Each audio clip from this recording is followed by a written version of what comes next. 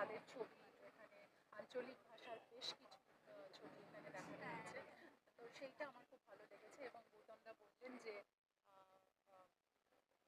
Immigration সংক্রান্ত এবং migrating মানুষদের সংক্রান্ত কিছু ছবি যে একটা সেকশন করা ও চলে আসো দাদা, একটু চলে আসো একসাথে। দাদা দিদি জন্মদিনের আগের দিনই ফেস্টিভ্যাল, হ্যাঁ, আজকে রাত্রি এটা তো থেকে আলাদাই তোমারও পাচ্ছি। ফেস্টিভ্যাল শুরু হবে।